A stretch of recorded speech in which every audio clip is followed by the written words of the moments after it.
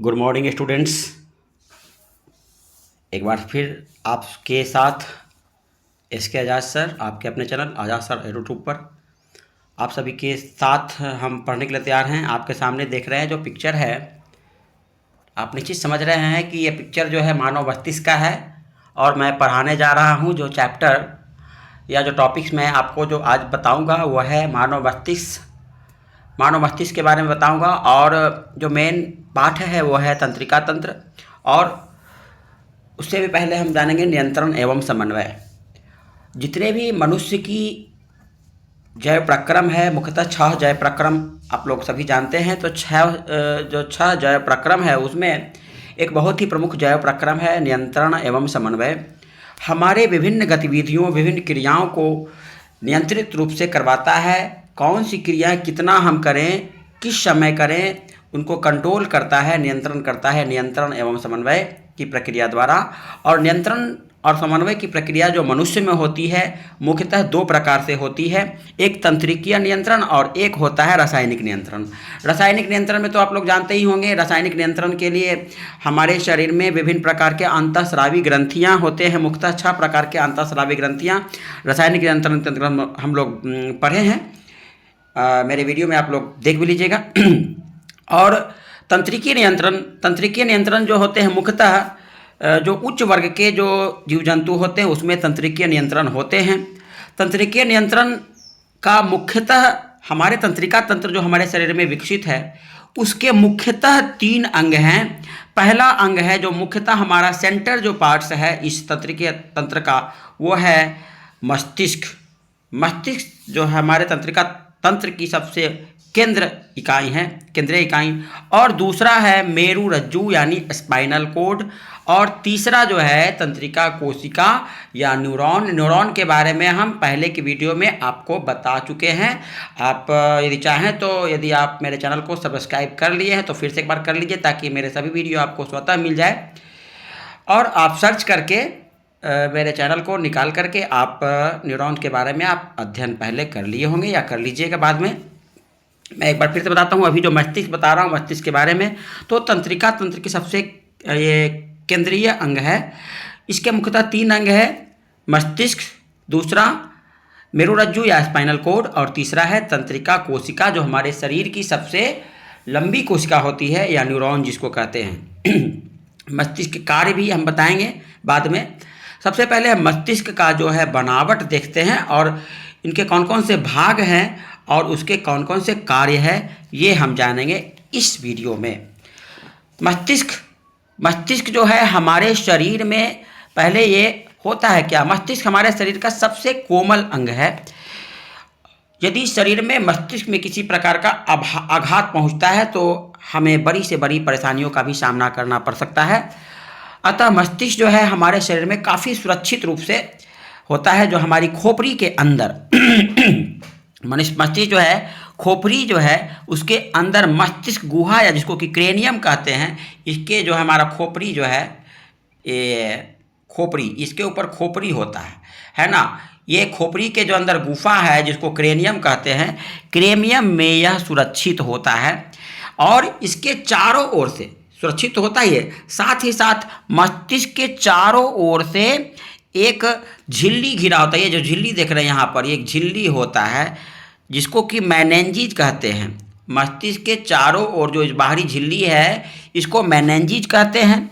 और मस्तिष्क, ये जो मस्तिष्क हुआ जो ये उभारीदार रचना है मस्तिष्क और ये मेनिन्जेस बीच में सुरक्षित रहे ताप से या फिर आघात से इसके लिए इसमें एक प्रकार का तरल पदार्थ भरा होता है। ये मेनिन्जेस और मस्तिष्क, साथ ही साथ मेनिन्जेस और ये जो खोपड़ी जो है जो मस्तिष्क गुहा, इसके मध्य भी एक प्रकार का तरल पदार्थ भरा होता है।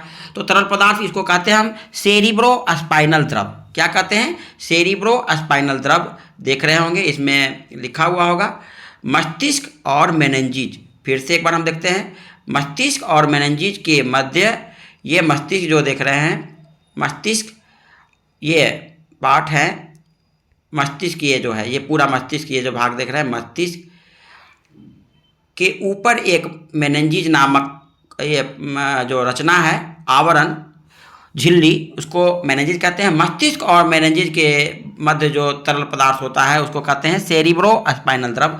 साथ ही साथ इसके ऊपर जो खोपड़ी है, खोपड़ी और मेनिंजेस के मध्य तथा मेनिंजेस और मस्तिष्क के मध्य जो तरल पदार्थ होता है उसको क्या कहते हैं हम?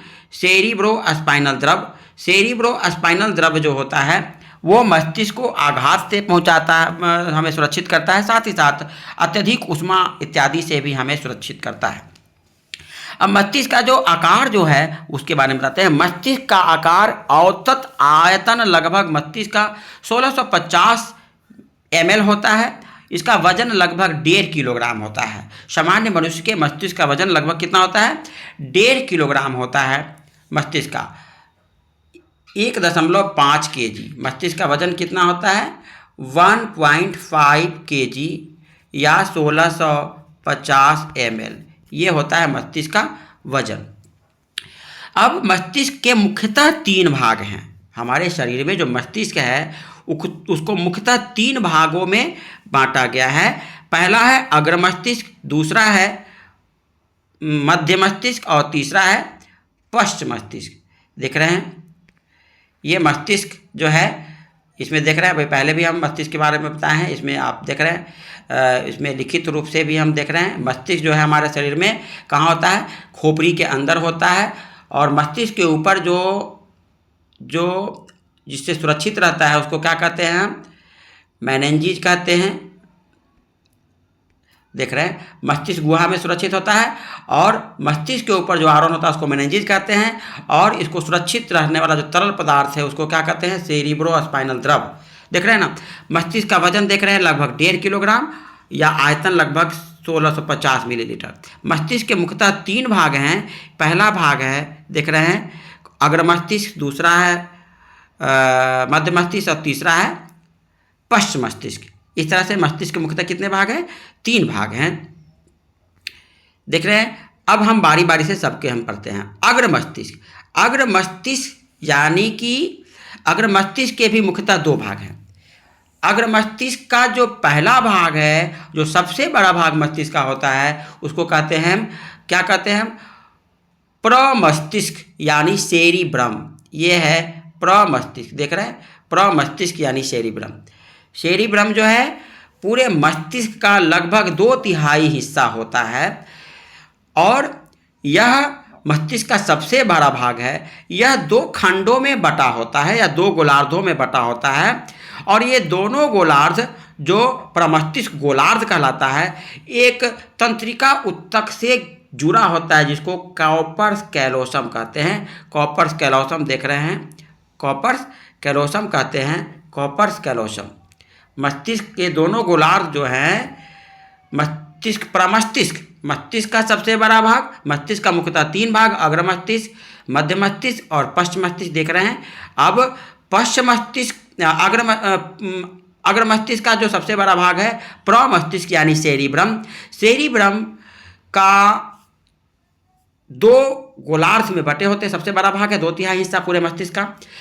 इनके दोनों गोलार्ध जो है कॉर्पस कैलोसम से क्या होता है? घिरा रहता है। ये कॉर्पस कैलोसम देख रहे हैं। यानी प्रमस्तिष्क के दोनों गोलार्ध जिन तंत्रिका उत्तक से जुड़ा होता है उनको क्या कहते हैं हम? उस रचना को हम कहते हैं कॉर्पस कैलोसम। अब इस जो सेरिब्रम वाली भाग है इसमें देख रहे हैं ये छोटी छोटी बहुत सारे उभरे हुए रचना हैं। इस उभरे हुए रचना को हम क्या कहते हैं? गाइरस। और इसमें जो 2 उभरे हुए भाग के जो मध्य गड्ढे वाली भाग है उसको सल्कस कहते हैं। किसी मस्तिष्क में गाइरस और सल्कस की जितना ही मात्रा अधिक होगा उसके भार बढ़ेगा और मस्तिष्क का सोचने और समझने की क्षमता भी उतना ही अधिक होगा। यानी गाइरस की मात्रा, उभारदार आकार जितना ही बढ़ेगा उसकी स्मरण शक्ति या कुशाग्रता अधिक होगा। ये मस्तिष्क जो है, मस्तिष्क का जो सबसे अगला भाग जो है अग्र मस्तिष्क, इसका जो पहला भाग जो है प्रमस्तिष्क, इसे बुद्धि और चतुराई का केंद्र भी कहते हैं क्योंकि यही सेरिब्रम के द्वारा हमें सोचने, समझने, स्मरण शक्ति करने या याद करने, घृणा, प्रेम, भय, हर्ष, कष्ट इत्यादि का अनुभव जितने भी होता है, हमारे शरीर में जितने भी नियंत्रण एवं समन्वय की जो मुख्य क्रियाएं होती है वो इसी सेरिब्रम के द्वारा होता है। तो इस तरह से हम कह सकते हैं कि हमारे मस्तिष्क का सबसे प्रमुख हिस्सा अग्र मस्तिष्क सबसे बड़ा भी है, 2/3 हिस्सा है, और इसका भी सबसे प्रमुख हिस्सा जो है पहला भाग जो है सेरिब्रम ही है, जो हमें बुद्धि और चतुराई का केंद्र भी कहलाता है। हमें स्मरण शक्ति, सोचने समझने की शक्ति, भय, प्रेम, घृणा, जितने भी हमारे प्रकार हमारे भावनाएं जो हमारे शरीर में उत्पन्न होती है, यही सेरिब्रम के द्वारा होता है। अब चलते हैं अग्र मस्तिष्क का दूसरा भाग जो है एक छोटा भाग है, इसको डाइएन्सेफलॉन कहते हैं। यह जो हम बताए थे इसके पहले, सेरिब्रम 2 गोलार्धों में बटा होता है ना। उन्हीं दोनों गोलार्धों के बीच एक छोटी सी रचना होती है जिसको हम क्या कहते हैं, डाइएन्सेफलॉन। हमारे शरीर में ताप को यही कंट्रोल करता है, ताप को नियंत्रित करता है। साथ ही साथ हमें जितने भी प्रकार के दर्द होता है, यदि कोई भी प्रकार की परेशानी होती है, दर्द होता है, तो हम रोते वगैरह हैं, दर्द में अचानक रो पड़ते हैं, तो ये सब भी जो क्रियाएं होती है वो डाइएन्सेफलॉन के द्वारा नियंत्रित होती है। चलते हैं आगे। मस्तिष्क का दूसरा भाग, मस्तिष्क का दूसरा भाग जो है वो कहलाता है मध्य मस्तिष्क। मस्तिष्क का दूसरा भाग क्या कहलाता है, मध्य मस्तिष्क। मस्तिष्क का दूसरा भाग क्या है, मध्य मस्तिष्क। देख रहे हैं दूसरा भाग मध्य मस्तिष्क। मध्य मस्तिष्क को मस्तिष्क स्टेम से बिल्कुल जुड़ा होता है। मस्तिष्क स्टेम का, मस्तिष्क देख रहे हैं मध्य मस्तिष्क स्टेम का ऊपरी भाग है जो कई तंत्रिकाएं से बने होते हैं। ये कार्य जो करते हैं मुख्यतः हमारे आँखों की पेशियों को नियंत्रित करता है। ये आप ध्यान दीजिएगा, मध्य मस्तिष्क का मुख्य कार्य है हमारे आँखों की पेशियों का नियंत्रण करना। अब चलते हैं पश्च मस्तिष्क। पश्च मस्तिष्क यानी मस्तिष्क का तीसरा भाग।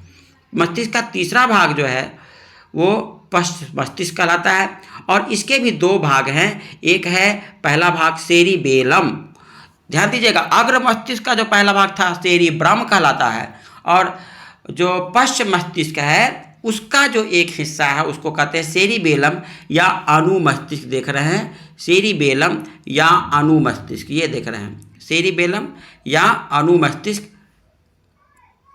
सेरिबेलम या अनुमस्तिष्क। ये सेरिबेलम या अनुमस्तिष्क, ये हमारे शरीर में जितने भी हम ऐच्छिक क्रियाएं करते हैं, हम अपनी इच्छा से जो करते हैं, जैसे कि हाथ पैर को इधर उधर घुमाना, हाथ पैर में गति इत्यादि, हम अपने विभिन्न, जैसे हम चलते हैं तो इसके लिए हमें प्रेरित कौन करता है, सेरिबेलम ही। हाथ को मोड़ते हैं, विभिन्न चीज़ों को उठा करके खाते हैं, विभिन्न प्रकार के हमारी ऐच्छिक गतिविधियां हैं वो सेरिबेलम के द्वारा नियंत्रित होता है। ये आप मुख्यतः जान लीजिए, ऐच्छिक गतिविधियां हमारा सेरिबेलम के द्वारा नियंत्रित होता है, जो पश्च मस्तिष्क का एक भाग है, अनुमस्तिष्क। और यदि हमारे शरीर में सेरिबेलम, यदि किसी प्रकार की सेरिबेलम में परेशानी होती है, जैसे कि पोलियो मार देता है, तो हम देखते हैं कि हमारे कोई शरीर का अंग जो है कार्य करना बंद करता है। हम मुख से बोलना भी नहीं करते, हमारे मुख भी जो है सही तरीके से बोलेगा भी नहीं यदि सेरिबेलम सही तरीके से कार्य नहीं करेगा। तो हमारे जितने भी ऐच्छिक क्रियाएं जो हम करते हैं, पैर से, हाथ से, या हमारे शरीर के मुख से, नाक से, या जो भी अंग जो है, उंगलियां इधर उधर घुमाते हैं, ये सारी हमारी ऐच्छिक गतिविधियाँ इसी सेरिबेलम के द्वारा नियंत्रित होता है। ठीक है, अब चलते हैं मस्तिष्क का दूसरा भाग जो है वो बहुत ही प्रमुख भाग है, वो है मस्तिष्क स्टेम। मस्तिष्क स्टेम यानी ब्रेन स्टेम। इसके भी 2 भाग हैं, एक है पोंस वेरोलाई और दूसरा भाग है पोंस वेरोलाई। इसका पहला भाग पोंस वेरोलाई और दूसरा भाग है मेडुला ऑब्लोगेंटा।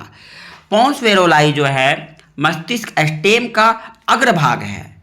ये मुख्यतः श्वसन की क्रिया को नियंत्रित करता है। आप देख रहे हैं पोंस वेरोलाई जो मुख्यतः किसकी क्रिया को नियंत्रित करता है, श्वसन की क्रिया, जो हमारी अनैच्छिक क्रिया है। ये भी एक प्रकार की श्वसन क्रिया है। जैसे कि हम सांस लेते हैं वो ऑक्सीजन से होते हुए फेफड़ा में जाता है, फेफड़ा में जाता है। ये सब क्रिया को नियंत्रित कौन करता है, ये पोंस वेरोलाई। दूसरा बहुत ही प्रमुख अंग है मेडुला ऑब्लोगेंटा। ये ध्यान दीजिए, मेडुला ऑब्लोगेंटा जो है ये हमारी अनैच्छिक क्रिया को नियंत्रित करता है। अचानक जैसे छींक हो जाता है, यदि कोई एलर्जी हो जाए या आसपास में कोई खैनी ठोकता है तो देखते हैं हम अचानक छींक देते हैं। घर में यदि कोई मम्मी किचन में आपके रसोई में यदि कोई छौंक लगाते हैं तो आप छींक देते हैं, या अचानक पलकें झपक जाती है, हृदय धड़कता है, ये सब हमारी अनैच्छिक क्रिया के अंतर्गत आएगा। और इन सभी अनैच्छिक क्रियाओं को नियंत्रण कौन करता है? पोन्स वेरोलाई। तो इस तरह हमारे शरीर में दो प्रकार की क्रियाएं मुख्यतः होगी, ऐच्छिक और अनैच्छिक। तो ऐच्छिक क्रिया जो होती है, जो सेरिबेलम यानी पश्च मस्तिष्क का जो मुख्य भाग है सेरिबेलम, इसके द्वारा नियंत्रित होता है। और पश्च मस्तिष्क का दूसरा भाग है जो मेडुला ऑब्लोंगेटा, इसके द्वारा हमारे अनैच्छिक क्रिया जो है वो नियंत्रित होता है। तो इस तरह से मस्तिष्क के मुख्यतः हम विभिन्न अंगों के बारे में बताएं। एक बार फिर से बता देते हैं। मस्तिष्क को मुख्यतः जो वजन होता है 1.5 किलोग्राम का होता है। मस्तिष्क के मुख्यतः 3 भाग है, अग्र मस्तिष्क, मध्य मस्तिष्क और पश्च मस्तिष्क। अग्र मस्तिष्क का 2 भाग है, जो शरीर का मस्तिष्क का सबसे बड़ा भाग होता है। 2/3 हिस्सा लगभग इसी अग्र मस्तिष्क का जो भाग है उसमें। अग्र मस्तिष्क का जो सबसे पहला भाग है सेरिब्रम या प्रमस्तिष्क, प्रमस्तिष्क या सेरिब्रम, ये 2/3 हिस्सा होता है, जो 2 अर्धगोलों में बटे होते हैं, जिसको कि प्रमस्तिष्क गोलार्ध कहते हैं। और ये दोनों गोलार्ध कॉपर कैलोसम से जुड़े होते हैं। और यही प्रमस्तिष्क यानी सेरिब्रम में बहुत सारी साइरस और सल्कस होती है, जिसके कारण हमें सोचने समझने याद करने की क्षमता होती है, जिसको बुद्धि और चतुराई का केंद्र भी कहते हैं सेरिब्रम को। दूसरा जो प्रमुख भाग है डायेंसेफ्लॉन, इसका काम मुख्यतः दर्द एवं रोने की क्रिया को नियंत्रित करना, ताप को नियंत्रित करना। उसके बाद है दूसरा मस्तिष्क का भाग मध्य मस्तिष्क, इसका मुख्यतः काम है आँख की पेशियों को नियंत्रित करना। तीसरा है पश्च मस्तिष्क। पश्च मस्तिष्क जो है हमारे शरीर में पश्च मस्तिष्क 2 भागों में बटे होते हैं मस्तिष्क में। एक है सेरिबेलम जो कि हमारे ऐच्छिक क्रियाओं को नियंत्रित करता है। सेरिबेलम ऐच्छिक क्रियाओं को नियंत्रित करता है। सेरिबेलम जो देख रहे हैं, सेरिबेलम ये ऐच्छिक को नियंत्रित करता है, ध्यान दें। ऐच्छिक क्रियाओं को नियंत्रित कौन करता है? सेरिबेलम। और फिर अनैच्छिक क्रिया को नियंत्रित करता है मेडुला ऑब्लोंगेटा। अनैच्छिक क्रिया को नियंत्रित करता है अनैच्छिक जो हमारी इच्छा से नहीं होता है लेकिन हमारे लिए जरूरी होता है, उन क्रियाओं को नियंत्रित करता है मेडुला ऑब्लोंगेटा। यही हमारे शरीर में मस्तिष्क के विभिन्न अंग हैं और इसके विभिन्न कार्य हैं। ठीक है, अब मस्तिष्क के विभिन्न प्रकार के कार्य को हम देखते हैं। हमारे मस्तिष्क में कौन कौन से मस्तिष्क मुख्यतः कार्य करता है? तो हमारे मस्तिष्क का मुख्यतः 4 कार्य हैं। हमारे मस्तिष्क जो है, जो हमारे शरीर का सबसे कंट्रोल यूनिट है, CPU हमारे मस्तिष्क का है, जो हमारे विभिन्न प्रकार की गतिविधियों को नियंत्रित करता है ना। यदि मस्तिष्क सही तरीके से कार्य नहीं करेगा तो आपके सारे अंग बेकार हैं, है ना। इसलिए मस्तिष्क को आप सुरक्षित रखें। गाड़ी चलाएं तो निश्चित हेलमेट का प्रयोग करें, नहीं, क्योंकि बहुत नाजुक अंग है। हालांकि इसकी सुरक्षा के लिए खोपड़ी है, लेकिन फिर भी आप इसको सुरक्षित रखें। मस्तिष्क के मुख्यतः 4 कार्य हैं। मस्तिष्क के 4 कार्य, जो सबसे पहला है आवेग को ग्रहण करना। विभिन्न ज्ञानेंद्रियों के सहायता से या हमारे शरीर के विभिन्न अंग हैं, उससे जो भी संवेदनाएं हमें प्राप्त होती हैं, वे आवेग को ग्रहण करता है। ये आवेग तंत्रिका कोशिकाओं के द्वारा एक कोशिका से, एक न्यूरॉन से दूसरे न्यूरॉन में, वही डेंड्राइट्स से होते हुए आगे बढ़ेगा, एक्सॉन से होते हुए आगे बढ़ेगा। तो ये एक तंत्रिका कोशिका दूसरे तंत्रिका कोशिका जहाँ जुड़ता है उसको सिनेप्स कहते हैं, पहले बताएं। तो इस तरह से तंत्रिका कोशिका से होकर के आवेग बढ़ते हैं और ये आवेग जाते हैं कहाँ? मस्तिष्क में, हम पहले ही बताए थे। तो ये आवेग को ग्रहण करता है, एक्सेप्ट करता है मस्तिष्क। इसका सबसे पहला प्रमुख भाग। दूसरा भाग है, इसका देख रहे हैं, मस्तिष्क का सबसे पहला भाग है आवेगों को ग्रहण करना। जो विभिन्न तंत्रिका कोशिका से जो आवेग आएंगे, संवेदनाएं आएंगे, उसको एब्जॉर्ब करेगा। दूसरा है ग्रहण किए गए आवेग के अनुकूल अनुक्रिया। जैसे मान लिया कि हमें मच्छर काटा, तो मच्छर काटा, मच्छर का जो दर्द हुआ, चुभन हुआ, वो तंत्रिका कोशिका से पहुंचता है हमारे मस्तिष्क में। अब मच्छर को मस्तिष्क ऑर्डर देगा कि भाई देखो दर्द हो रहा है ना, तो उसके अनुकूल क्रिया करेगा। अब मच्छर को भगा दे कि थोड़ा देर बर्दाश्त करें। ये सारी जो अनुक्रिया कहाँ होगा? मस्तिष्क में। तो सबसे पहले उन जो प्राप्त आवेग होगा उसके अनुकूल हमारे मस्तिष्क में विभिन्न प्रकार की क्रिया होती है। जैसे कंट्रोल यूनिट में सब चीज़ होता है ना, क्रिया, वो सारी एक्शन हुआ मस्तिष्क में। और उसके बाद एक्शन करने के बाद सीधे एक उत्तर नहीं देता है, ऑर्डर नहीं देता है, बल्कि उन आवेगों का फिर क्या करेगा? संचय भी करता है। हो सकता है कि एक साथ हमें कई प्रकार के आवेग पहुंचाए। हो सकता है कि हम टेलीविज़न देख भी रहे हैं, बगल में कोई हंस दिया या कोई और भी आवाज़ भी सुन रहे हैं, तो उन विभिन्न, हो सकता हमारे मस्तिष्क में विभिन्न अंगों के द्वारा विभिन्न प्रकार के आवेग सूचनाएं प्राप्त होती है, संवेदना प्राप्त होती है, लेकिन उन संवेदनाओं में सहसंबंध, परस्पर तालमेल बनाने का काम भी मस्तिष्क करता है। इस प्रकार के मस्तिष्क का तीसरा काम है विभिन्न आवेगों में सहसंबंध स्थापित करना। और उसके बाद चौथा काम, मस्तिष्क का चौथा काम है, देख रहे हैं कि सूचनाओं का भंडारण, सूचना का भंडारण भी कर लेता है। मच्छर काट लिया, जो भी हम देखते हैं तो कि हमको याद रहता है। मस्तिष्क में बहुत बड़ा एक प्रकार का क्या भरा होता है, हार्ड डिस्क भरा हुआ है ना, बहुत बड़ा। जितना आप सोचिए समझिए सब उसमें याद रहेगा। और उसके बाद उनको सहसंबंध स्थापित कर करके उसको फिर ऑर्डर देना, फिर वो ऑर्डर पुनः वो विभिन्न अंगों के द्वारा, वही न्यूरॉन के द्वारा जाएगा, है ना। जैसे कि हम एक सीधे से पहुँचते हैं, एक मच्छर काटा तो उसके दर्द, आवेग, संवेदना को ग्रहण कर लिए मस्तिष्क। उसके बाद उसी समय हमको कहीं गर्मी लग रहा था, तो अब दर्द और गर्मी दोनों को अनुभव किया, एक्सेप्ट भी कर लिया मस्तिष्क, दोनों के अनुकूल अनुक्रिया हुआ, सहसंबंध स्थापित हुआ। और उसके बाद मस्तिष्क पहले कहेगा भाई पहले मच्छर को भगाओ। अब वो ऑर्डर देगा तो वो संवेदना हाथ में जाएगा, दूसरे हाथ में पहुँचेगा, वो हाथ जाकर के मच्छर पर बजरेगा, मच्छर भागेगा। तो इस तरह से पूरी क्रियाएं मस्तिष्क में होती है। साथ ही साथ हमको वो याद भी हो जाएगा, यानी स्टोर भी हो जाएगा। ये सारी क्रियाएं, इस तरह से 4 क्रियाएं मस्तिष्क के द्वारा होती है। तो ठीक है, मस्तिष्क में इतना ही।